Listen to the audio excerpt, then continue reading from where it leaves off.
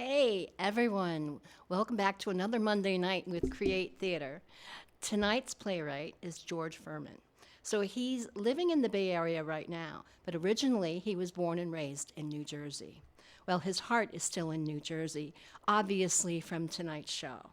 The stories of the people and the location, and then just the true grit of people that live in Jersey that make Jersey, Jersey. George Pfirrmann is the playwright, directed by Katrin, Hilbe. Stay tuned for a wonderful memorial to New Jersey.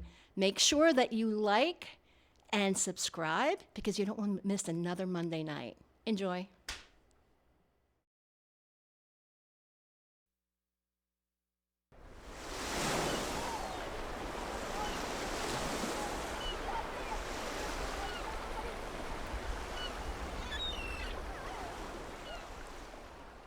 Beach badge checker.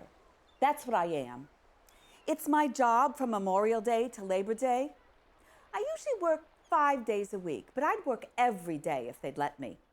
When I'm not working, I'm sitting right over there where I can see everything. Do I like it? Here in this town on the Jersey Shore, as in most beach towns, everyone needs a badge to get on the beach. And it's my job and the job of 25 other checkers to make sure they have one. Most people have one, show it, no problem. But there are always those who try to get on without a badge. How, you ask? The ways are endless. You wouldn't believe the stuff I have to deal with. The crap people pull as if I was a moron. Some of them say they didn't know they had to have one. Okay, maybe that's true, but it doesn't make any difference. I tell them, just go down 2 blocks in either direction and buy one there. You mean I have to walk 2 blocks and all the way back here? Well, you could do that, but you could always just go on the beach where you buy it. Why can't I buy one from you? Because I don't sell them. Well, you should. Look, if you want to go on the beach, you now know how to get a beach badge. Jeez! Then there's some of those who pretend they don't even hear me. Hey, I say, what do you think I'm sitting here for? My health? Or they pretend they don't understand English and they keep walking down the stairs. In that case, I have to get up, put down my book, chase them down the stairs, and get them to stop. Look, I say, I have a job to do, and you are not making it any easier. Just go get the beach badge, then you can enjoy the beach all day long. Most of the time, they relent, or they go to the next checker and try the same thing on. Call the checker at the next station and warn them. Oh, then there are people who just pretend I'm not even there. I'm like, really? That's your strategy? You need a badge, it's a law! I know. Paying to get on the beach seems, I don't know, unnatural. I thought the same thing too until I found out where all the money goes. I said, see, Pam, it does make sense. The lifeguards have to get paid, don't they? Although, if they are living in this town, they're not doing it for the money. But still. Look, I said, look how clean the beach is. And I know for a fact they clean it every day. The tractor is here every morning going up and down until the beach is pristine. Just like one of them Japanese gardens where they rake the stones over and over and over. And when they are done, no garbage, no junk, and if you're there early enough, no human footprints. Just maybe a few of those tiny little footprints of the shorebirds. I'm telling you, it's magical. You can see the sun rising over the water, hear the shorebirds singing, the waves folding in on themselves and turning foamy white. Some days, I think I can see all the way to France or whatever country is out there. It's as if nothing bad could ever happen here. But I digress. The weekends are the worst. Everyone wants to be on the beach on a hot summer day. Some of them come from clear across the state. Some from other places like Pennsylvania or Ohio or New York. A lot of them have never been here before, and so they probably don't know the rules, so I have to explain them over and over and over again. I'm not complaining, but it does get tiresome. I told my boss there ought to be a sign explaining the rules. He said there is. What? Where? I haven't seen it. He told me where it was, and I said, well, if I haven't seen it, how do you expect the others to find it? He just shrugged. Clearly, he has never been a beach badge checker. Before I had this job, I never thought of myself as an authority of any kind except with numbers. In real life, I was a bookkeeper. Numbers, they don't lie or try to pull a fast one on you. They are straightforward, unequivocal, as long as they're honest to begin with. Not so with this job. Every day is different. And I wonder how many cons am I going to have to deal with today? To be honest, some days I do think the idea of paying for what it seems we all should be able to do for free, be on the beach, play in the sand, swim in the ocean. You know, years ago, you would not have wanted to swim in this water. You probably read about all the medical waste that was washing up on the beach. Medical waste. Can you believe it? Where the hell was it coming from? I told my friend Gail, it was probably from those cruise ships. They dump all kinds of trash in the sea. But I come to find out it was our bossy neighbor, New York, who is always looking down on us, who was putting their trash on barges and dumping it off our coast. Can you believe it? I hate them. Yeah. Thankfully, that all came to an end, and now the water is beautifully clear. At least that's what people tell me. I don't go in myself. Huh? Why?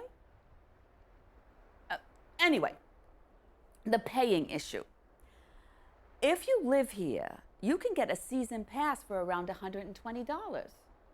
That is good from Memorial Day to Labor Day. Before and after that, it's free, but there are no lifeguards, and they don't clean the beach every day. Anybody can buy a day pass. $12 for anyone 12 and over.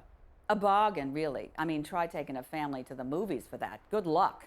Or throw in some popcorn and a soda, forget about it. Astronomical. But get a load of this.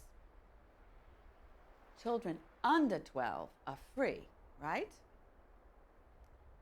I'm looking at these kids, clearly well into puberty. One of them is sprouting a beard, and the other one is way beyond a training bra.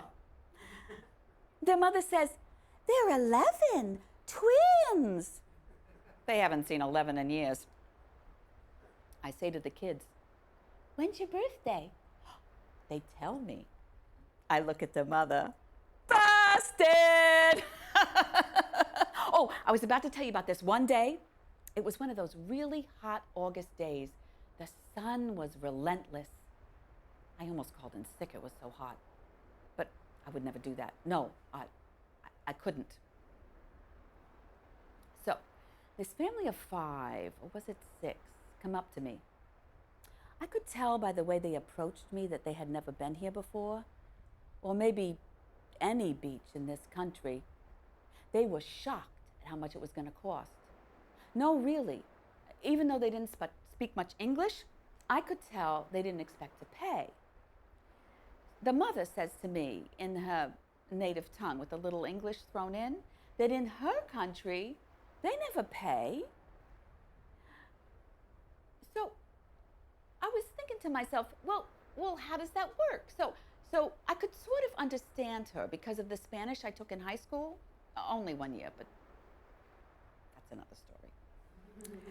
So, anyway, while we were talking, I could see that her little niños, that's Spanish for children, her little niños were getting sadder and sadder. I guess they could pick up on what we were talking about, and I couldn't help feeling bad. Oh, especially the 4-year-old. He was so adorable. I mean, the kids, right? All they wanted to do was go in the water, play on the sand. So I did something I never done before or since. I looked the other way. I just turned my head and waved them on. It was hard. Harder than you'd think. It felt really good and really bad. I dreamt about it for weeks after. More, maybe. Happy dreams that would turn into horrible nightmares. Horrible. Oh, thankfully, that's faded away for the most part. Ooh, getting hot, isn't it? What paper did you say you were with? Oh, yeah. Earlier you asked me if I liked my job. I don't know, probably. It keeps me busy anyway. I mean, what else do I have to do? In the summer, anyway. The rest of the year, I teach preschool. Isn't it something? You can be having a good life, not being perfect, but not going out of your way to hurt anyone, just going along.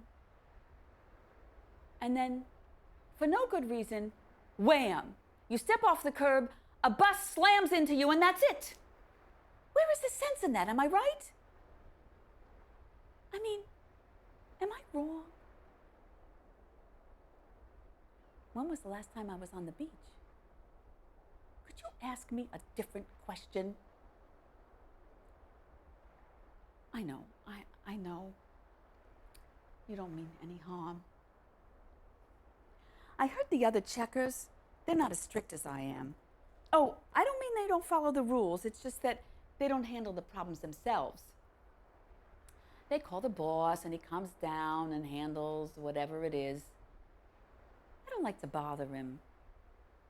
To tell you the truth, I don't like to look at him.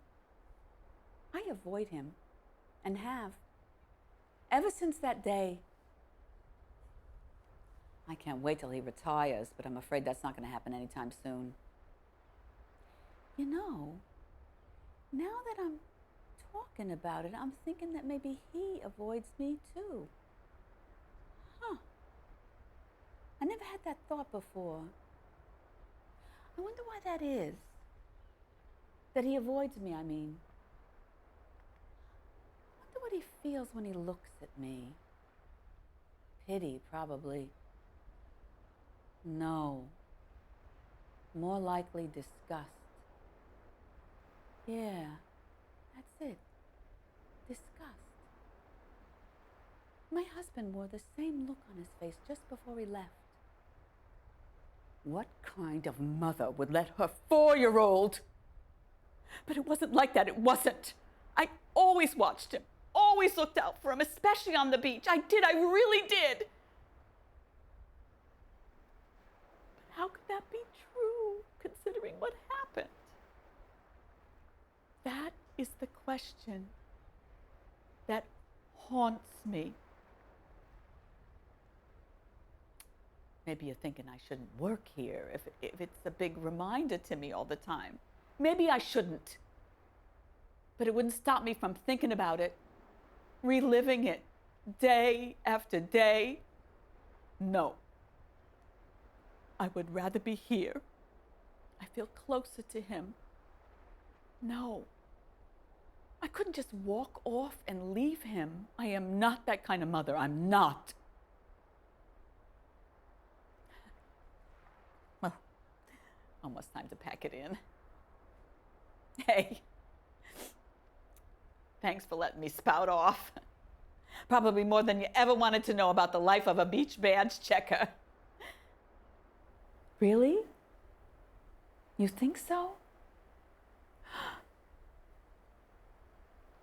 That is nice of you to say.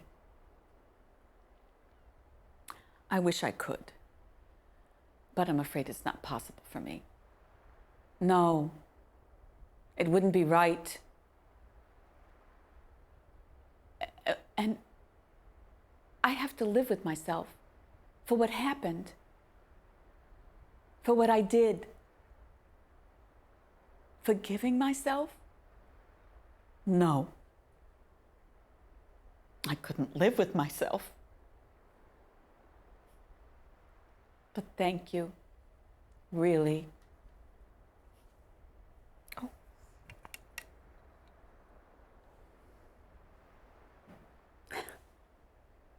Have a nice day.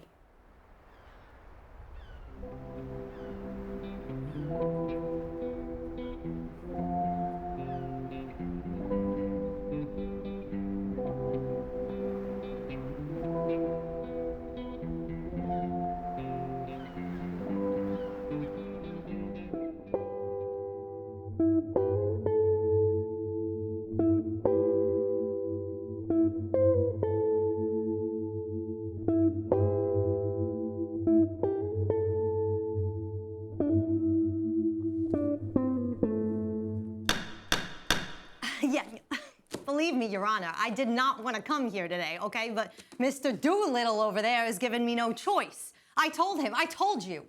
I ain't your mother. You gotta pay your share of the rent. It's as simple as that. And Your Honor, it wasn't just once I told him, okay? Over and over. So much I got sick of hearing myself say it. And still, he hasn't given me as much as a dime. Ain't that something? Yes, so he owes me for all of January, February, and half of March, which comes to exactly $3,750, and I aim to get every single penny of that. Yes, I do. Yes? Yes, we was boyfriend and girlfriend, but what does that got to do with anything?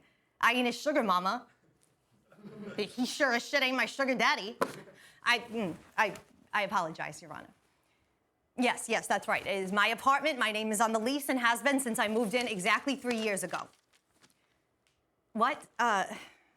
No, Your Honor, I don't have a copy of the lease. It was a verbal agreement between the landlord and myself.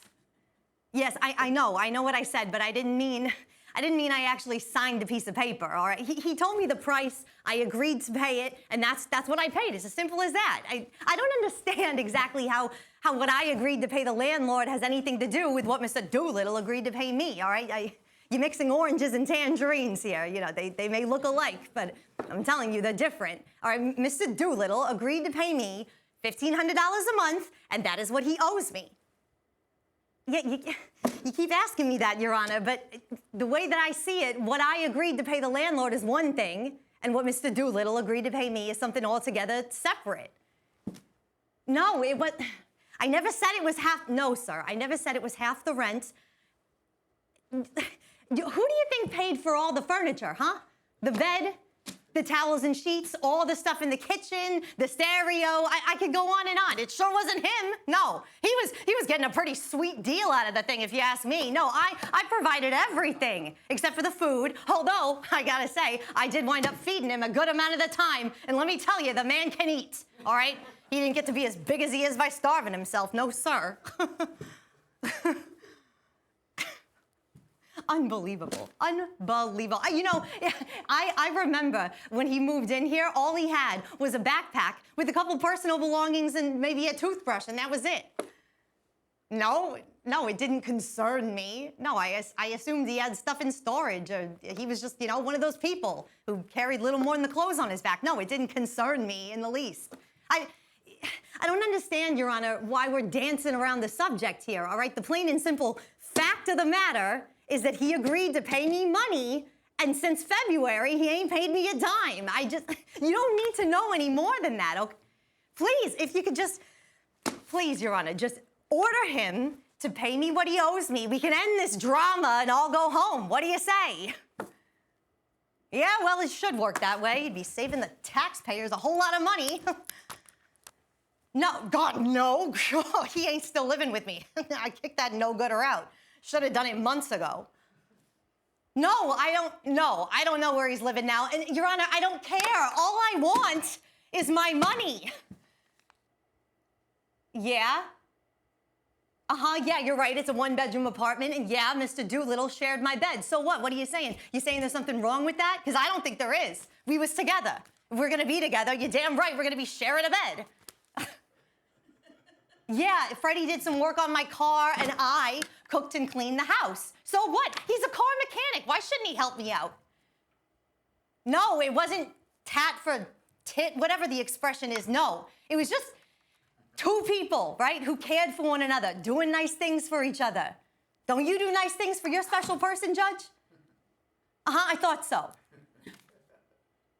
Oh, what? He's claiming what? No, okay, no. First of all right, the repair on my car didn't cost no $5,000, no. It was a tiny little dent that he fixed. And if I remember correctly, the car was in the shop for 4 weeks because he's claiming, oh, we're waiting for some kind of special part to come in or something. So yeah, in the meantime, I drove Mr. Doolittle's car. But you gotta understand this, Judge. He could walk to work from my house easy, real easy. I had to drive 25 minutes to get to work, so it just made sense. No, I didn't pay him for that or for the work he did on my car. No, it was, Your Honor, we were lovers, all right? Sharing each other's bodies, okay? The idea of paying him never crossed my mind. Oh, yes, yes. You know what? He might have mentioned something about that, but like I said, I didn't pay it no mind. Indeed, he did, yes. He did. He provided something for the house. He bought a big TV, didn't you? Yeah. So that was just because he wanted to see his sports on something other than my puny little set. So get this. At the time, he said it was a birthday gift for me, and now he's claiming he wants it back? Are you kidding me? No, I don't care what it costs. It's mine. I'm keeping it. What? $2,500? Are you out of your mind? No. Yes, that's right, I did. I signed that, yes, I signed it, but that's because I thought I was gonna get a fair deal out of this thing, and now I can see that's impossible, so no, I ain't paying him. Yeah, well then, you know what? You're gonna have to lock me up and throw away the key, because I ain't paying that motherfucker a dime. No, I'm sorry, Your Honor, I'm sorry, I apologize. Please, no. Just, no, Freddie, you gotta tell him to stop. Your Honor, Freddie, I can't go to jail. I'll lose everything. I'll lose my apartment. I'll lose my job. Please. Your Honor, please stop. Oh, my God, no. Please. You're punishing the wrong person. Please.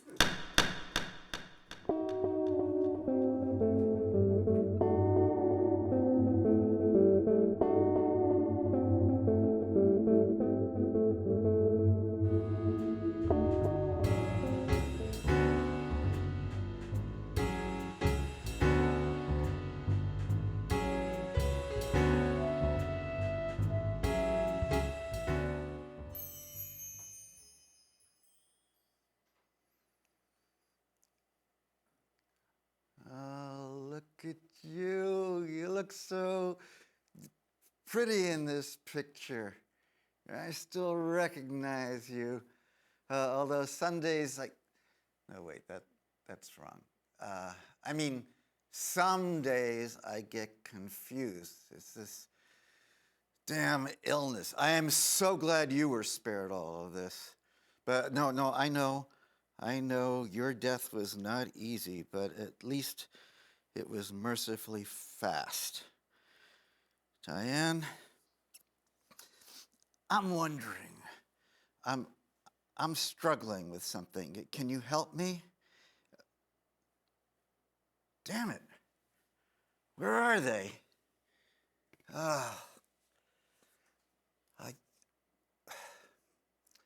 You old fool. What was it I was doing? Oh, my Diane. Remember when I used to do those comedy shows? I was pretty good, wasn't I? You always liked the silly, corny jokes. I saw someone at the bank checking their balance, so I pushed him over. Or a book fell on my head. I have only myself to blame. I've forgotten most of them. It was a long time ago. I wish I had tried to be a comedian full time instead of working as an accountant. Oh, well. Hang on a minute, will you?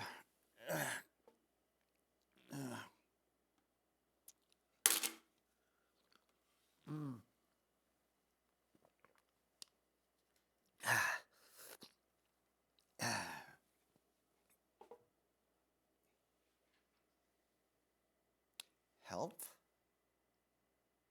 Help! That's what I was doing. That's what I needed, your help. Diane. I remember when we first met, I thought you said your name was Deanne. See, I haven't forgotten. Where are you? Can you hear me?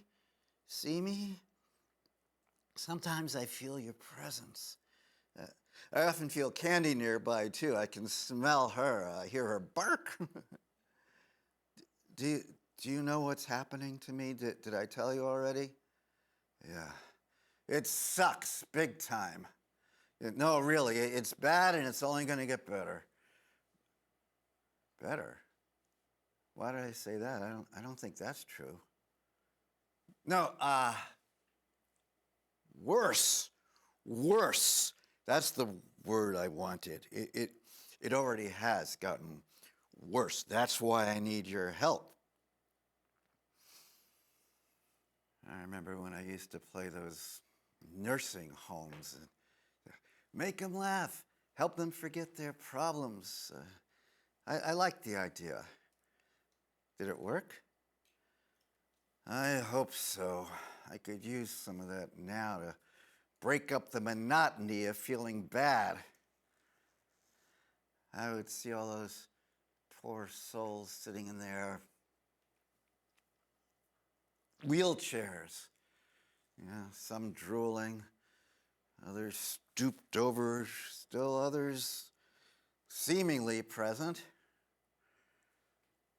I didn't understand why they didn't get out before they couldn't. I thought to myself, I am never going to let myself get to that point. Never. I didn't realize how hard it is to decide the when. That's what I need your help with, deciding when is the right time to leave. Shouldn't be too hard, right?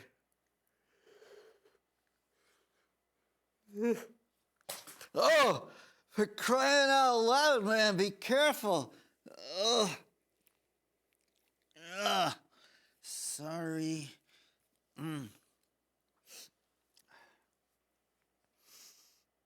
Did I tell you our kid is doing well? Yeah, his marriage is final. He's found his own place. It's not that far from here, but I don't see that much of him. I don't think. Or maybe he stopped by yesterday? I can't talk to him about my problems. No. It's not fair to him, is it? No. You're the only one. I told you he got divorced, right? Diane. How many years has it been? What's today? I think it's garbage day. I miss you. But I'm so glad you're not here to see me like this. Watch this.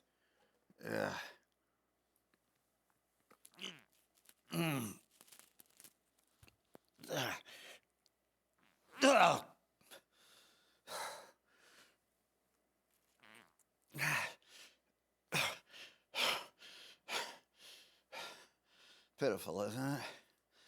A grown man can't even get up without falling. It happens to me a lot. It's getting worse and worse every day. So, how will I know it's the right time to leave? Lewy body dementia and Parkinson's. And that's on top of a bad ticker. I refuse to go to a nursing hotel, but I'm worried that if I wait too long to do it, I'll get to a point where I can't. You see what I'm saying? I have a gun. Same one. It's over there in the drawer. It's fully loaded, all ready to go. Some days I almost take it out and do it, but I don't know why.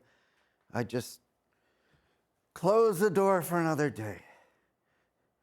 What's that? Who's there? Diane? Is that you?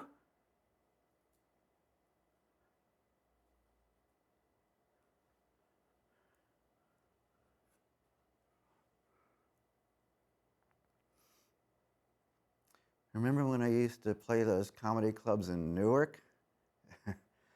I had this one joke. It was killer. Everyone loved it. It was an Irish joke. They're the best kind. Want to hear it? Oh, wait. Something smells funny. Do you smell that? They took away my license, my driver's license. I have to order in everything. I miss you.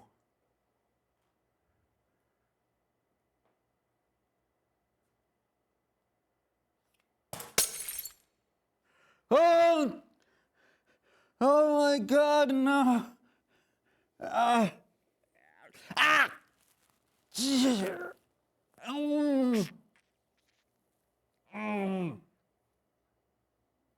Ow! That's it. I'm doing it tonight. I'm out of here. There isn't any way to live. Oh, I'm sorry your picture broke. Why haven't I done it already? I'm not a cowboy. I was in Vietnam, for Christ's sake. I'm not sacred. Do you think I am? Wait, what did I just say? I really was in Vietnam, right? I thought so.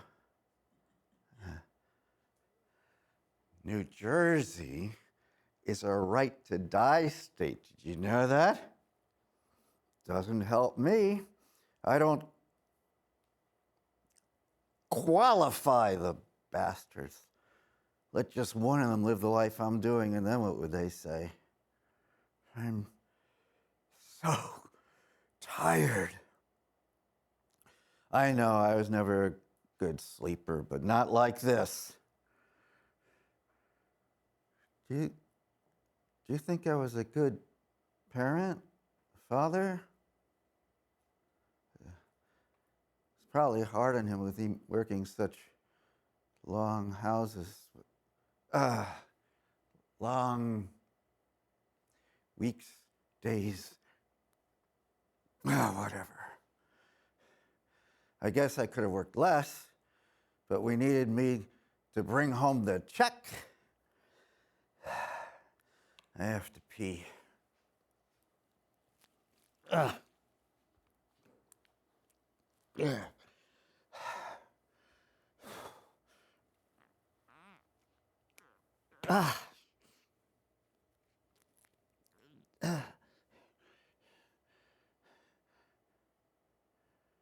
I in the club? Am I on? Oh my God, I'm on. I hear them yelling for me. What am I going to do? I'm not ready. Oh, what's that great joke? The one everyone loved. You loved it, didn't you? Something about some guy wakes up with a terrible hangover. Diane, did you see that? That happens to me a lot.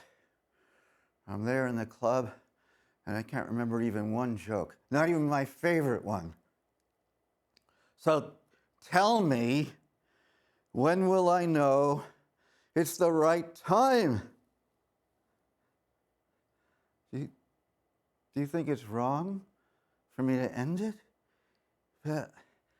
I left the church a lot of time ago. Maybe I'm worried about how it will affect our son. But that doesn't seem right. I think if you were in my socks, he'd do the same thing, don't you? Oh no! Oh my God, see what I mean? Oh. I don't think I ever shot anyone. Even in Vietnam, I mean, I shot at people, but I never knew if I hit one. Maybe I did. If you were still here, I don't think I would. What was I saying?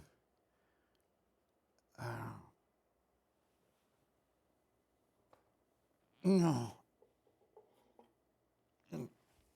Ah. Ah.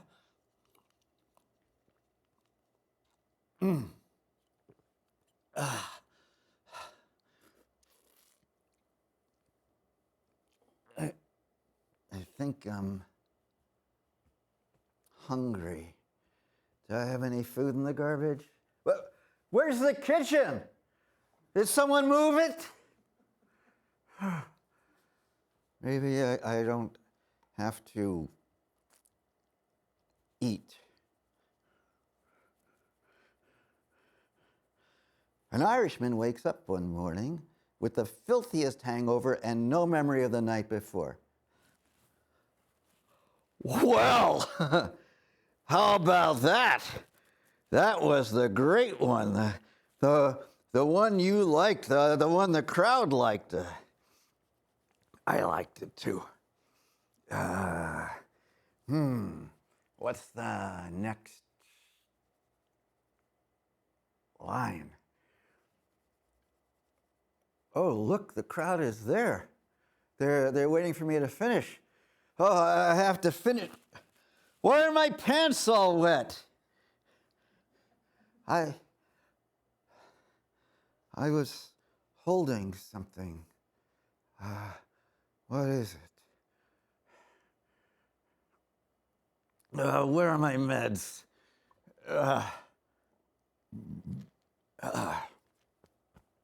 It's a bad day. It's a bad day. Funny I could remember that line. It's a good joke. If only I could remember the rest, maybe I would feel better and all this would go away.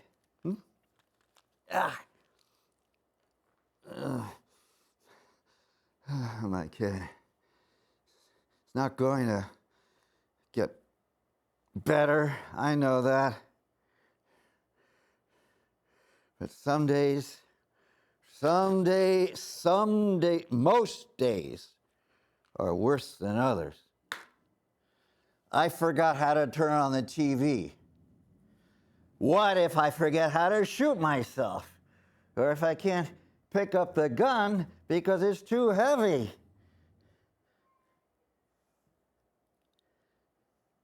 This one says for high blood pressure. Do I have that too? Where is my life? This can't be it. I don't want this. Oh, if only I could remember the rest of that joke. I know everything would be okay. I think I would. Something needs to help me decide when. Someone.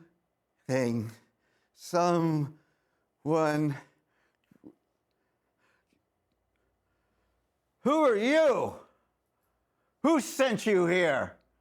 No, you have to leave. Go, get out. Out, get out. Oh, Ugh.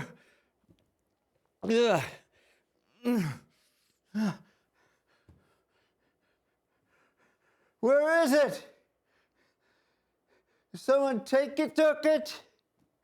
Someone must have took it. It's not here. But I need it.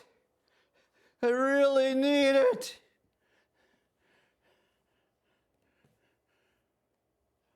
Oh no.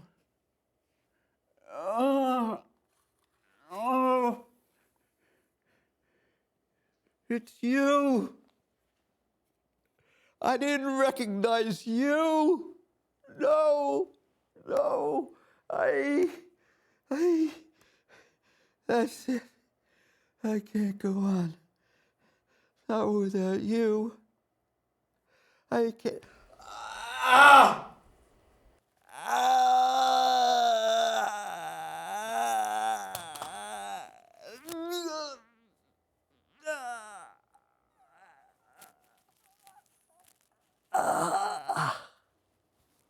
An Irishman wakes up one morning with the filthiest hangover and no recollection of the night before. Slowly opening his eyes, he sees a bottle of aspirin and a glass of water on the bedside table. He looks around the room to find his clothes are on top of the dresser, neatly folded, with a clean shirt on top. The bedroom is immaculate. On the bedside table is a note which says, "Darling, your breakfast is in the kitchen. I love you." Downstairs, he finds his favorite cereal, croissants, freshly squeezed orange juice, and freshly brewed coffee laid out waiting for him, along with the morning paper, and his 15-year-old son, who is finishing his own breakfast. "Tell me, son, what happened last night?" "Well," says the boy, "you came home so blind drunk you didn't even know your own name. You nearly broke the door down, then you were sick in the hallway, then you knocked the furniture over, and when Mom tried to calm you down, you thought she was the police, so you gave her a black eye." "My gosh, then how come my clothes are all folded, the house is tidy, and my breakfast is ready?" "When Mom dragged you up into the bedroom and tried to get your trousers off to put you into bed, you shouted at her, 'Get your filthy hands off me, floozy woman! I'm married!'"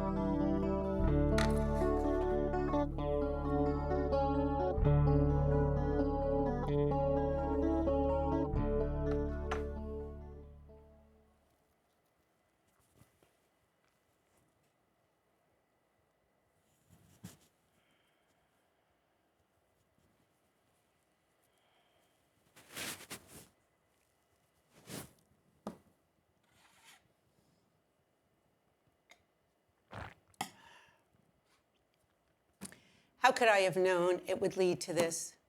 Shouldn't someone have warned me? This is not where I thought I'd end up. But maybe I'm fooling myself. Maybe I knew all along. But I'm getting ahead of myself. What can I tell you? Everyone knows dating sucks, especially at my age. I'm 58. Well, at least I was when this all started. You know what, though? Still looking pretty good. Of course, I was married, 24 years, one kid, beautiful girl, Joyce. Oh, we had some problems when she was in high school, but it's all over now. He's doing really well. In college, 3rd year. Divorced, going on 4 years. He was a good provider, lawyer. But once my daughter came along, he became mean and distant. Blamed me. Said I was ignoring him, putting everything into our daughter. I didn't see it that way. But if it was true, it's because he never showed me any love. And she was all love. Saw a counselor, nice guy, but nothing changed. So I got out of it.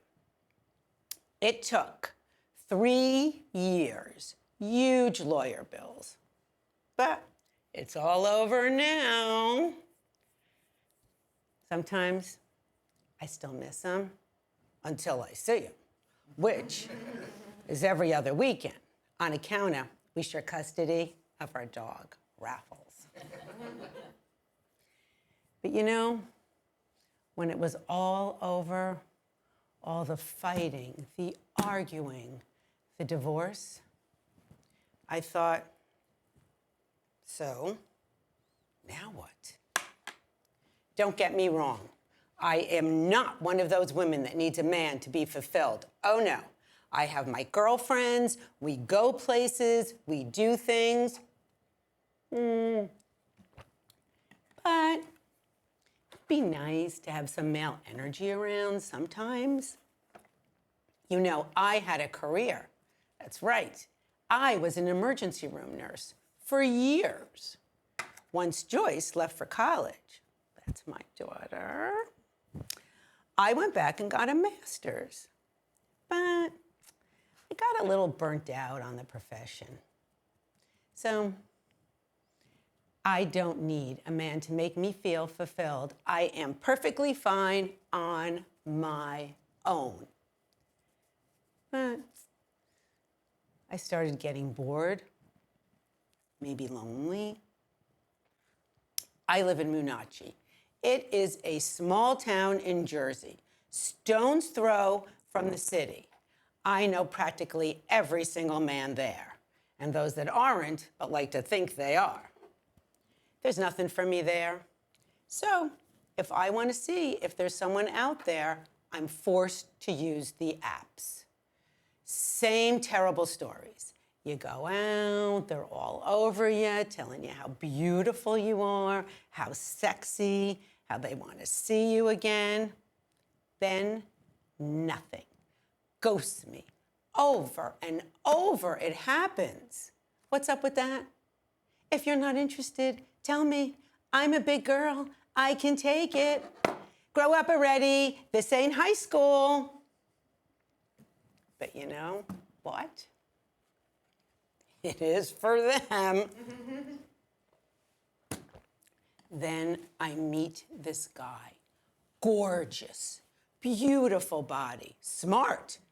We talk for 3 hours about everything. Tells me he's E&M. I never heard of it. Ethically non-monogamous. What's that, I ask him. He says, we can be together, but he can still see other women. They know about me, I know about them. We can be together for weeks, months, as long as it's working for both of us. I say, yeah, like fuck buddies. Wow, he says, you sure know how to make it sound awful. Judgy, huh? So, he gives me some information. I check it out. Turns out it's a thing. Kind of like polyamorous, but different. Says the women that he's involved with are fine with it. I ask him, do they ever break it off with you? He says, usually I'm the one to do that. Very interesting. So I start seeing him. Once a week, usually on Thursdays, always at his place. The sex is great. In fact, it's incredible. And afterwards, we talk and talk, And I think this feels really good. So I ask him, can we spend more time together? Says he'd like to, but he doesn't have the time. Working, I say, doesn't answer. So one day, we're together, enjoying each other as usual. And I don't know why I said this, but I blurt out, I love you. No response, just keeps on making love. And when we're done, let me say, when he's done, because once I realized what I said, I left my body. He kisses me and says he won't be calling me anymore. Why not, I ask. No reason, just time to move on. Time to move on? Does it have anything to do with those 3 words? No, not really. Just got a lot on my plate right now. But hey, you were great. This is great. Thanks. And that was that. I was upset, but I didn't feel like I had the right to be. After all, I went into this with both eyes open. I know what I signed up for. At least I thought I did. So, afterward, I did a lot of research into the E&M community. Turns out it's growing. So is the polyamorous community. Seems like everyone that's in it is enjoying it. I guess they're a little bit better able to deal with their feelings than I am. But I wonder, if I hadn't have said those 3 words, would we still be together? If that's what you even want to call it. So I take a couple of months. And then I am right back in the mix, opening myself up to experiences with not just the poly community, but E&M, and not just with men.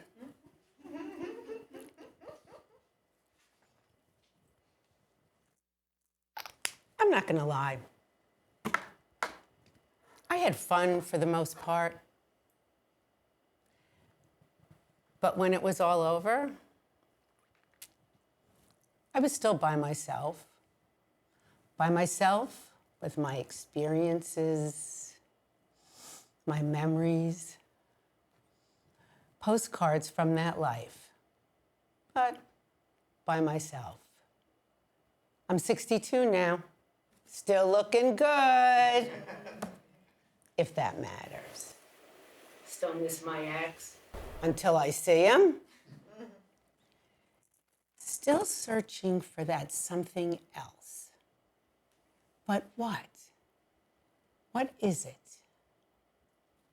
There's a saying, you've got to lose yourself in order to find yourself. I hope that's true. I really do. But what if it's not? What if the future is just more of the same? I don't think I could handle that. But how do I break out of a pattern that, after all, I had a hand in creating, didn't I? Okay, you know what? No, I can't think about this. I'm not going to think about this. I'm going to maybe think about it tomorrow. I got to get ready. It's getting late. I got one of them coming over. New guy. Yeah. I know. I know.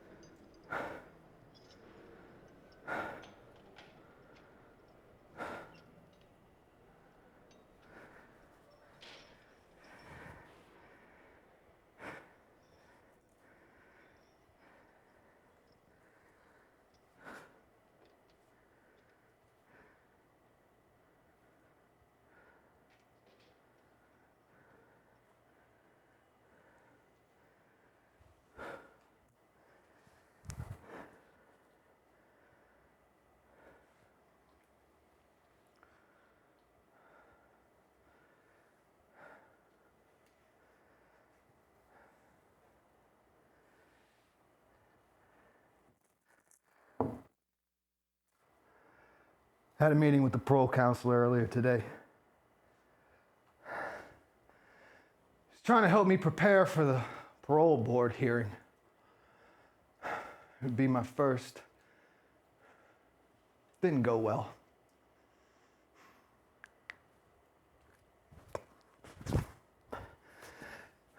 I never thought I'd be in a place like this. Prison sits along the Jersey Turnpike in Rahway. We used to pass it on our way down the shore.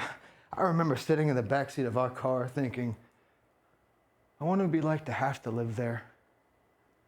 And then it'd be gone, forgotten. Now, when I'm working in the laundry, I sometimes look out the small barred windows at the cars speeding by and wonder what they think when they pass here.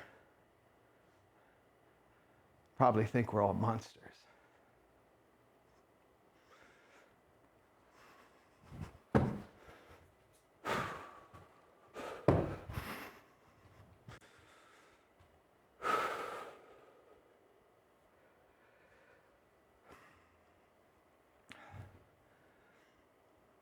The parole counselor was pushing me to plead my case.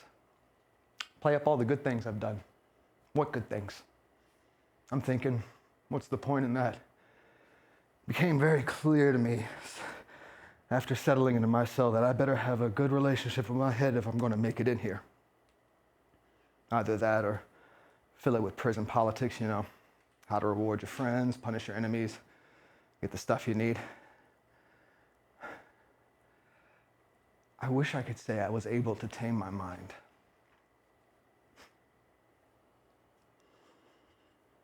Don't you want to get out? He said.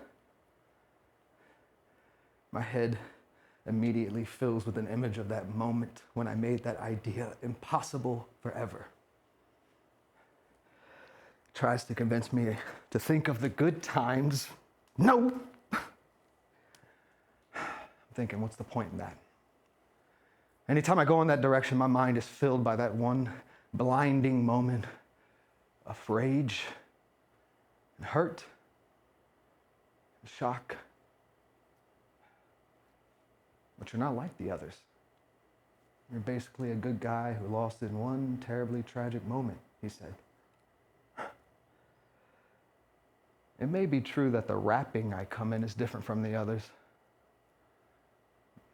But I know I have more in common with them, even if he doesn't.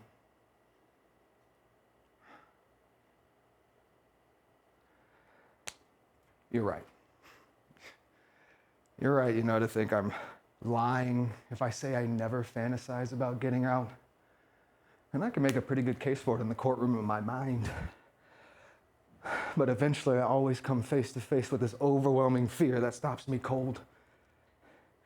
I'm not sure exactly what it is, but it's there, lying in wait. Even my court-appointed lawyer thinks I can do more good out there, help others, things you can't do in here. Makes some sense, I guess. Yet I can't wrap my head around it. There's always this beast within preventing me from going there. I sometimes wonder what it is exactly. And can it be tamed? Should it be tamed?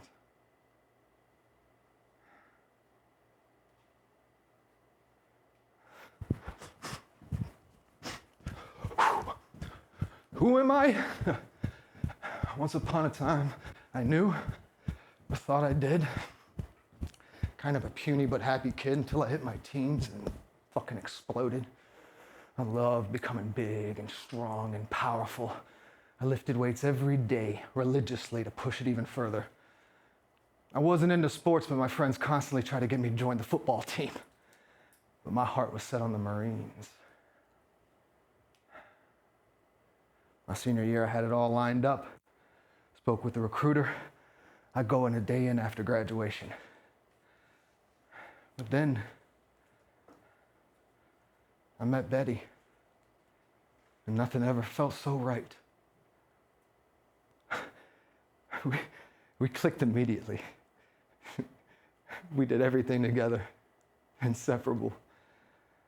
I pushed my start date back a few weeks so we can get married. We did. And no one was ever happier than I was. Except for maybe her. I couldn't wait to get back from my tour so I could spend every day with her. No, just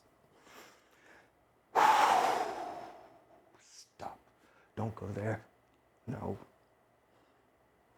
Not a good idea.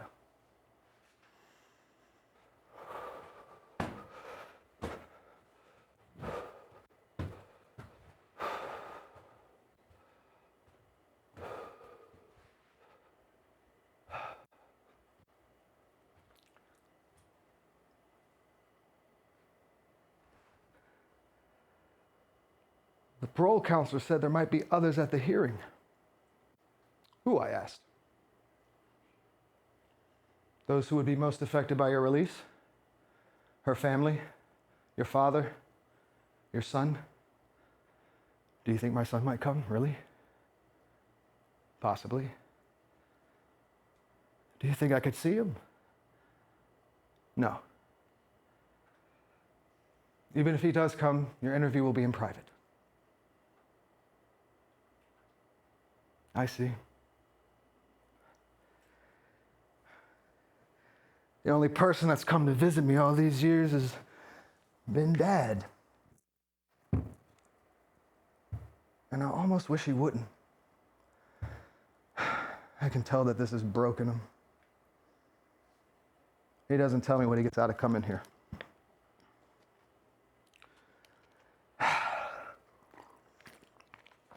My son was born while I was in Iraq.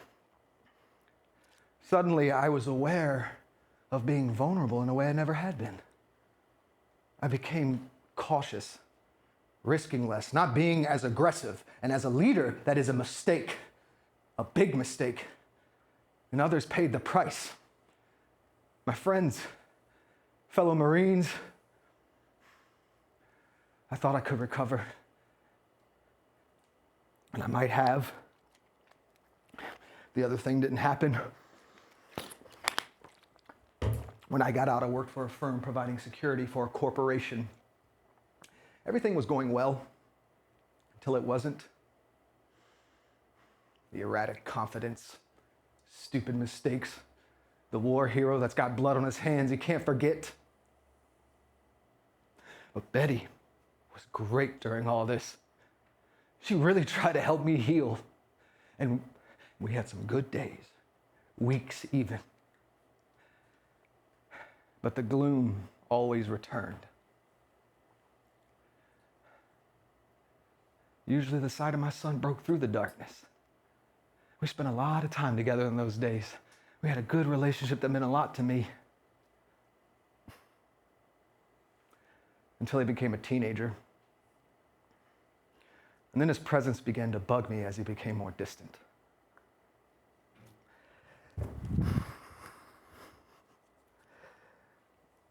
I tried to fight those feelings, but they were relentless.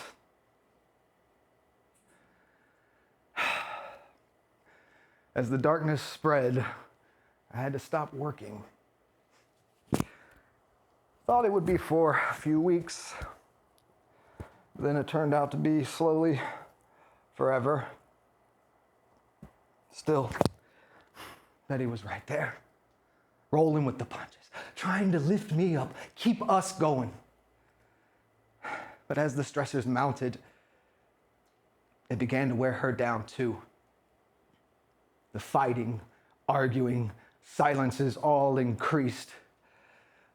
I saw all this happening, but I didn't know what I could do to change it. And even if I did, I couldn't summon up the energy to do anything except for get angry.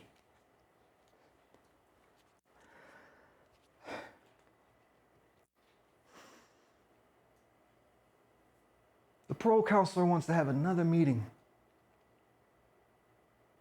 Not sure why. Is it because it's something he's supposed to do? Or is it because he sees something in me I can't? preacher stopped by last week. Wanted to talk about forgiveness. I'm actually good at forgiving, with one exception. He prodded me as to why that was and what stood in the way of offering that to myself. Guilt, regret, perfectionism.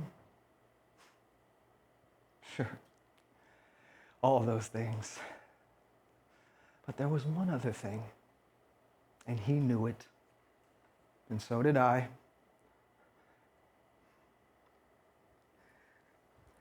I have created a predictable, stable life in here. Oh yeah, people disrupt it from time to time, but it works for me. Am I happy? That's a stupid question. Happiness is not possible for me. No, a flat, drab kind of contentment is the best I can expect. After all, I did it. I did it. No one but me.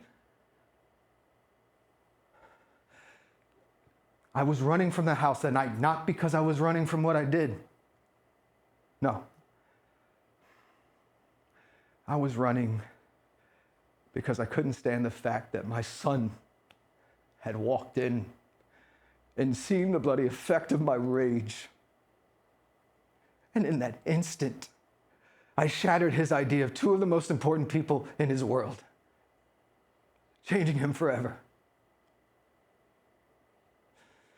Later that night, I turned myself in.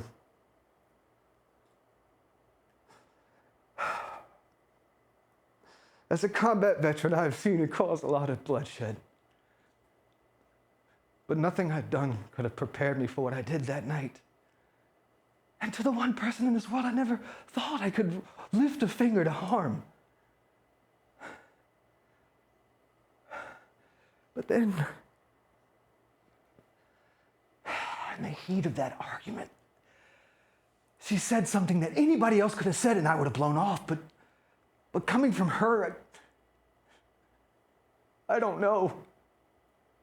It cut deep, deeper than I could ever imagine. And I turned into an animal, flooded with hurt and rage, thirsting for blood, consumed with a desire to punish. It terrified and disgusted me. Up until that point, I never thought I was capable of doing such things. Why?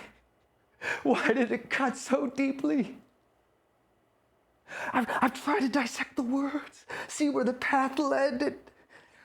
Oh, sure, I can see how I was worn down by stress, weakened by depression, and corroded by the guilt of failing my fellow Marines, but none of that offers a meaningful explanation.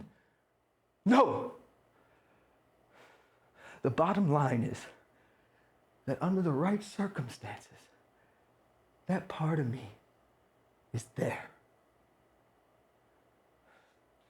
Lying there.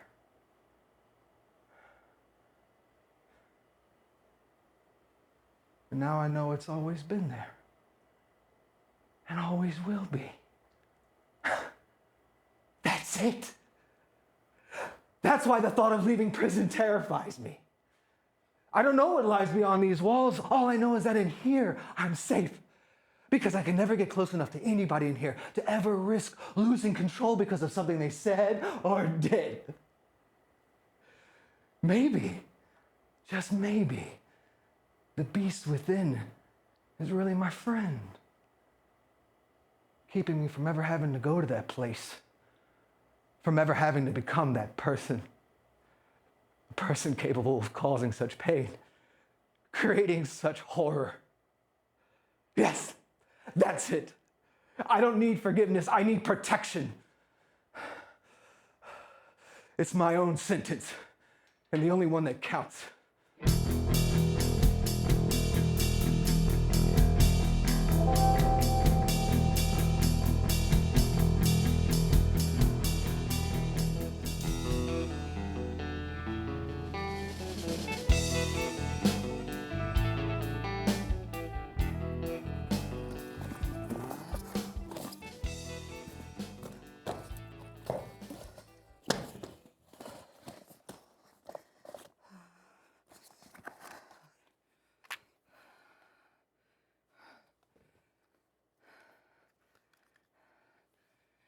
Anne.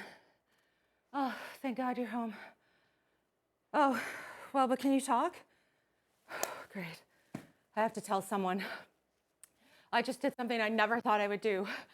I don't know. It's so upsetting. I tell you, I don't recognize myself. Oh God, what's happening to me? I'm a good person, aren't I? I mean, you remember when we used to volunteer at the food bank, right? We did that for several years, I remember. Yes, that's right. I got you set up there too. It was hard work, but at the end of the day, we felt good about what we were doing. Yes. Then the kids came along and it got to be too much. But I loved it. Didn't you love it? I thought so. Anyway, about a week ago, a car parked in front of our house. No, not really a junker, but not new either. It was one of those SUVs, so it was big and it was packed with stuff. Personal belongings, I'm guessing. One morning, I go out to get the paper and I see that there's a woman and a small child in the car. I don't know, maybe 3 or 4. I called Child Protective Services and they said they'd send someone to check it out. So the woman and her child, though, would leave the car sometime during the day only to return later. No, I have no idea where they went. I mean, they weren't really causing us any problems except for the trash that wound up on our lawn. Then, this morning, I go out to get the paper and I smell this terrible stench. I look over and it turns out it was human waste.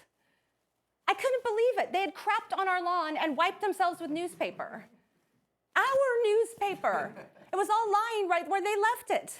They must have done it during the night. I told Robert about it, and he went out to try to talk to them, but the woman wouldn't roll down the window. No, he cleaned it up and put it in the composting bin. I called Child Protective Services again, and they said they'd been out there and offered them some services, but the woman refused them. When I told them about finding the feces, they said there was nothing they could do about that unless I actually saw them in the act, and then I could call the police. I don't know what came over me, but that answer upset me so much that I went out there and banged on the woman's window, demanding that she move her car. I kept banging and banging, but she wouldn't open the window or move the car. Then, through the window, I saw the little girl all curled up. She was crying and had this really terrified look on her face. I saw my reflection in the glass, and I wanted to die. I couldn't believe the look on my face. So hateful, so angry, so vicious, like an animal, really. Oh, I didn't recognize myself, at least not the self I thought I was, the self that I see in the mirror each morning. Oh, Anne, what's happened to me? When did I become this person? I don't want to be like this, but I feel like things are backing me into a corner.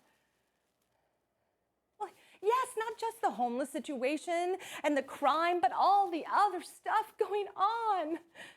Every day is a drumbeat of bad news, and God, it feels like the world's coming apart at the seams, and no one's doing anything about it.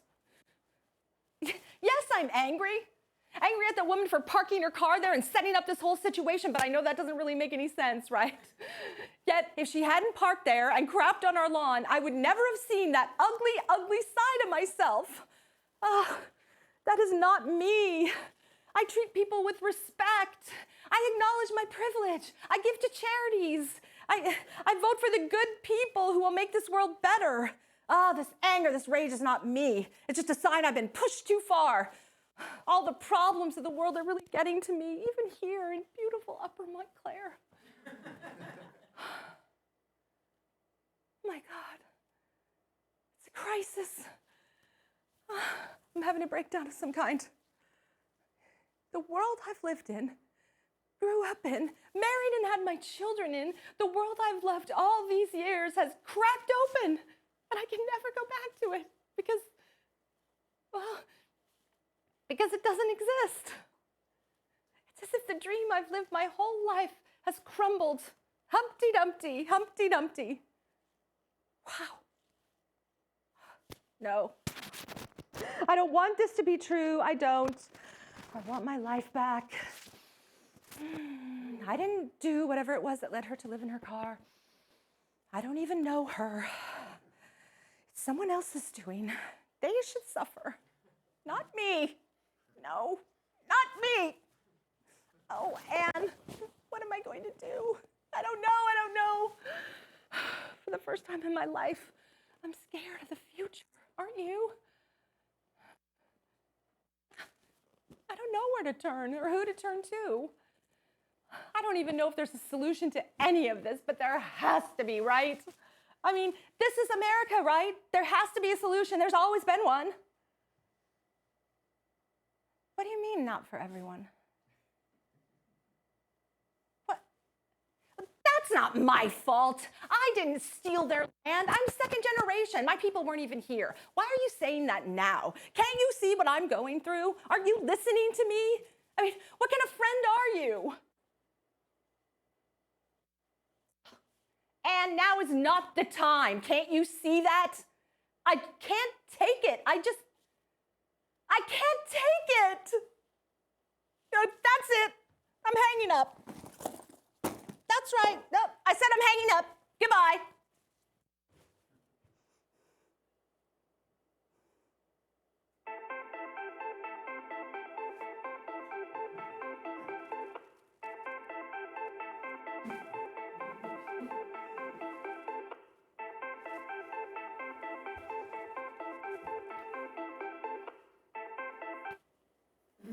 Hello? Yes, I know it's you. Are you calling to say more mean things to me? You've never talked to me like that before. Have you been thinking those thoughts all along? And just when I was already feeling so confused, so hurt, so lost. Yes, of course I accept your apology, but it's going to take a little time for me to trust you like I had. I think I need to go back to therapy. I need to figure out what happened. Who am I? And where do I go from here? Thanks. Oh, lunch tomorrow? That would be lovely.